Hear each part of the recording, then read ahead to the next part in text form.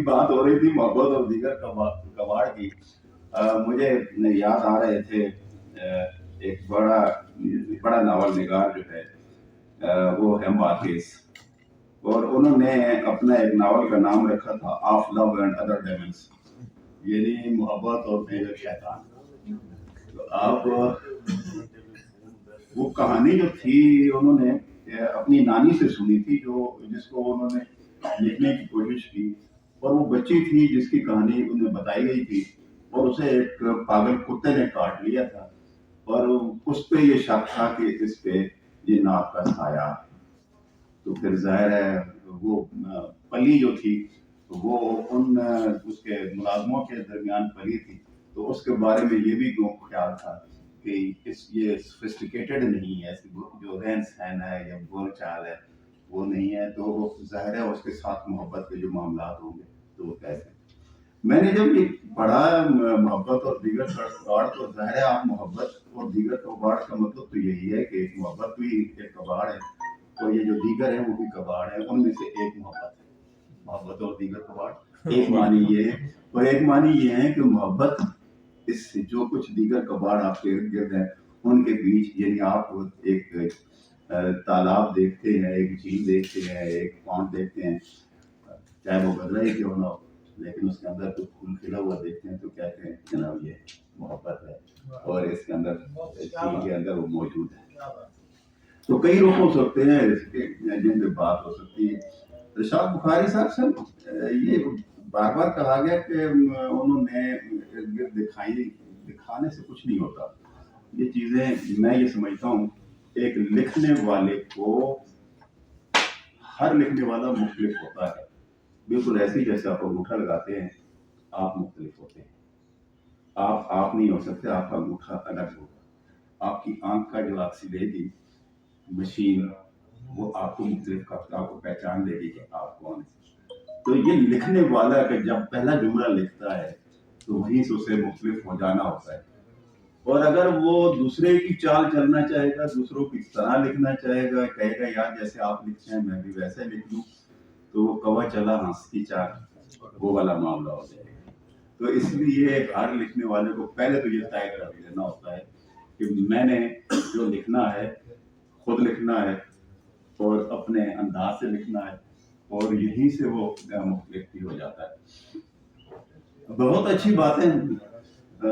آپ نے کی، اور ظاہر ہے آپ نے بیچ میں ان کے کچھ افسانچے سنا دیے، کاش موقع ہوتا کہ افسانے سناتے، اس لیے کہ مجھے تو افسانچے اچھے نہیں لگتے،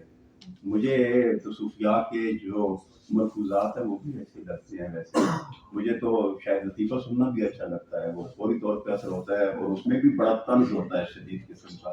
مجھے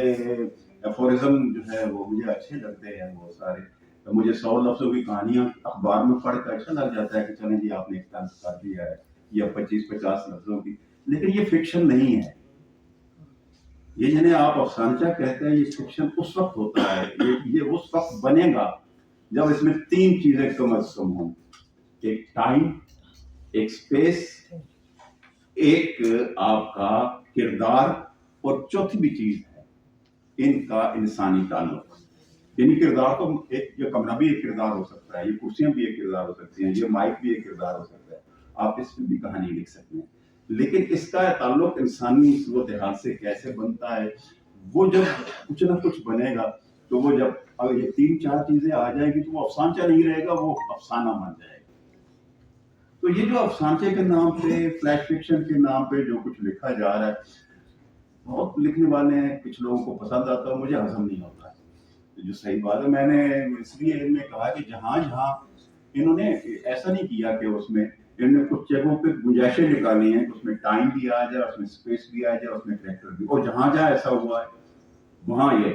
ہمیں اچھے لگتے ہیں اور ہمیں پسند بھی آتے ہیں۔ بالکل یہ جو آغاز میں صحافت پہ بات روش کر رہے تھے، اور بڑی اچھی انہوں نے اس پہ بات کی ہے۔ دیکھیں کہانی جو ہوتی ہے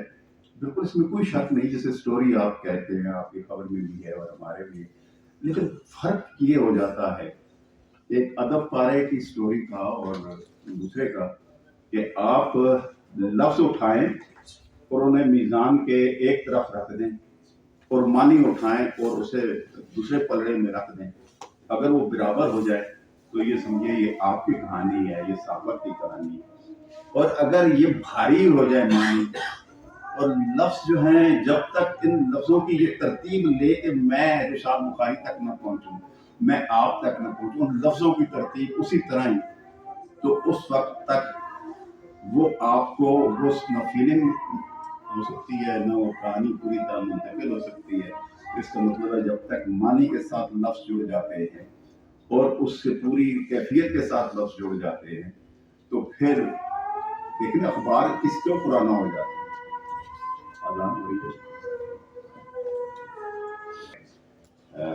اردو کے جدید نظم کے بہت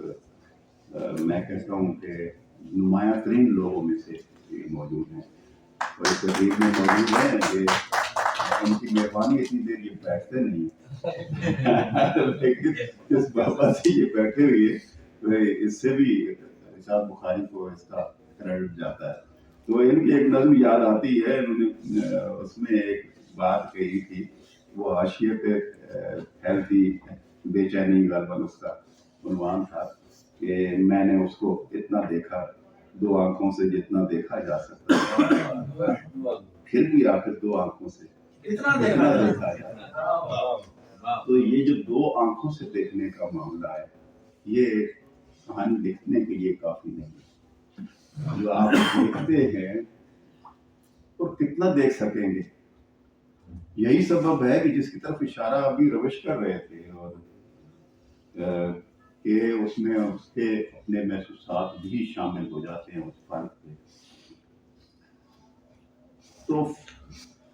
ابھی اس سے پہلے سجاد اظہر نے بھی ایک سوال اٹھایا تھا کہ آخر ہم ایسے کرداروں کا یا ان کو کیسے لکھ سکتے ہیں جو خود اپنی کہانی یعنی اس میں کتنا نظر آنا چاہیے.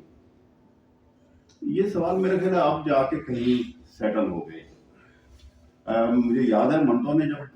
جس کی طرف ذکر بھی کر رہے تھے روش نے بہت اچھا, میں نے جب کہا نا منٹو کی عورت ہے تو ان کی کتاب کا نام بھی ہے منٹو کی عورت, اس لیے آپ کو کسی اور طرف دھیان نہیں جانا چاہیے. تو منٹو کا جو ذکر کر رہے تھے تو منٹو کے افسانوں کے اندر بھی آپ کو وہ بطور کریکٹر بھی نظر آئے گا. کئی افسانوں کے اندر وہ آپ کو بطور باقاعدہ اپنے کردار کے طور پر, کردار راوی کے طور پہ اس میں نظر آئے گا. یہ نہیں صرف راوی نہیں, خود وہ اس میں کردار ہی ہو. تو اب جا کے جب سے یہ فکشن کے اندر بہت سارے تجربات ہونے کے بعد اب اس میں جو لکھنے والا ہے وہ بھی ایک راوی کے طور پہ بھی شامل ہو جاتا ہے. تو اس صورت میں ظاہر ہے اس کی شمولیت ہے وہ ہوتی ہے, لیکن وہ ظاہر ہے یہ تکنیک کے معاملے ہیں, تکنیک کی طرف یہ نہیں گئے, کم گئے. حالانکہ بھٹیارن کے بعد میں اس سے بہت زیادہ امید کر رہا تھا کہ یہ تکنیک کی طرف جائیں گے. دیکھیں وہ بھٹیارن کا نام مجھے بہت اچھا لگا اور میں نے لکھا بھی ہے ان کی اس کتاب کے اندر کہ جب انہوں نے بھٹیارن کا لکھا تو میں نے اس میں دیکھا انہوں نے وہ مکالمہ سارا چلتا ہے جیسے نیٹ کے اوپر اور اس طرح کا دو کرداروں کے بیچ اور محبت کا اور وہ سارے حوالے اس میں آتے ہیں. بہت اہم ہے اور وہ اچھا اس میں ریڈیبلٹی حد درجہ ہے. اگر آپ پڑھتے چلے جاتے ہیں, حالانکہ میں حیران ہوتا تھا کہ یار یہ تو فیس بک کا لکھنے والا آدمی جو ہے وہ کیسے کہانی اس میں سے نکالے گا, کیا نکالے گا, لیکن اس میں سے انہوں نے نکالا. اس کے بعد میں نے کہا ان کا تو حوصلہ بڑھ گیا ہوگا اور یہ چھلانگ لگائیں گے اور بہت ساری ٹیکنیکس اس میں تلاش کریں گے. لیکن انہوں نے اپنے آپ کو سماجی نفسیاتی حقیقت نگاری تک اپنے آپ کو رکھا اور اس سے وہ آگے نہیں بڑھے. اس میں پڑھ سکتے تھے اور اس میں بہت ساری گنجائشیں موجود تھیں, لیکن ہوتا ہے ہم نے بھی, مجھے جب یاد ہے میری پہلی کتاب آئی تھی تو اس میں آدھے سے زیادہ افسانے تو سماجی حقیقت نگاری کے ہی تھی, لیکن ہم کوشش آدمی کرتا ہے اور اس سے آگے بڑھنے کی کوشش. اس کی سبب کیا ہے, کیوں ہم ایسی کوشش کرتے ہیں؟ اس کی سبب یہ ہے کہ جو بیان ہے, بیانیے جسے آپ بنا رہے ہوتے ہیں, اگر آپ بیانیے کو واقع تک محدود رکھتے ہیں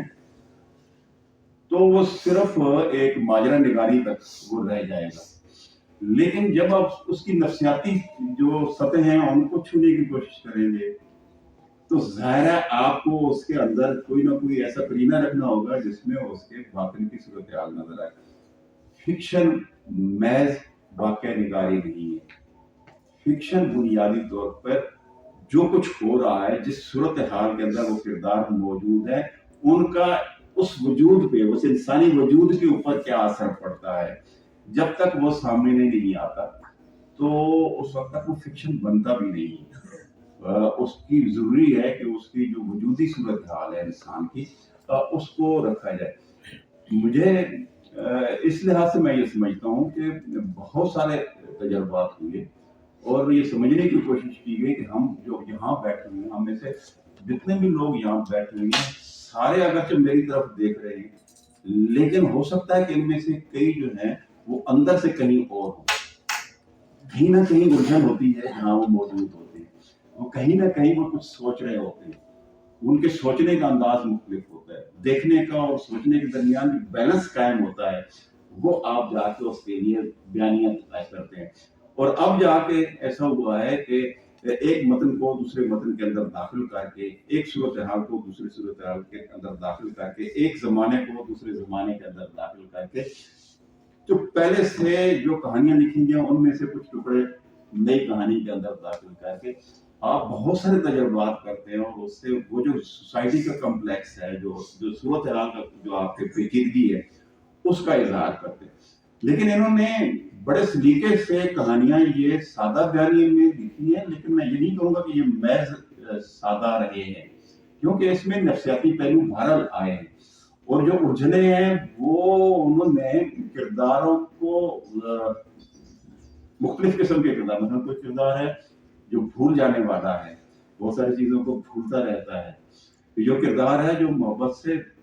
جو اسے حاصل ہو گئی ہے، حاصل سے مطمئن نہیں ہے. تو یہ بہت ساری چیزیں ہیں جو آپ کو دیکھیں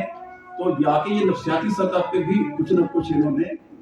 بالکل اسپاٹ بیانیہ نہیں رہنے دیا، اس کے اندر کچھ داخل کیا. میں یہ سمجھتا ہوں کہ یہ بڑی بات ہوتی ہے کہ آپ پہلی کتاب کے اندر اتنی ہمت کے ساتھ کچھ چیزوں کو کرنے لگتے ہیں. انشاءاللہ یہ بہت آگے جائیں،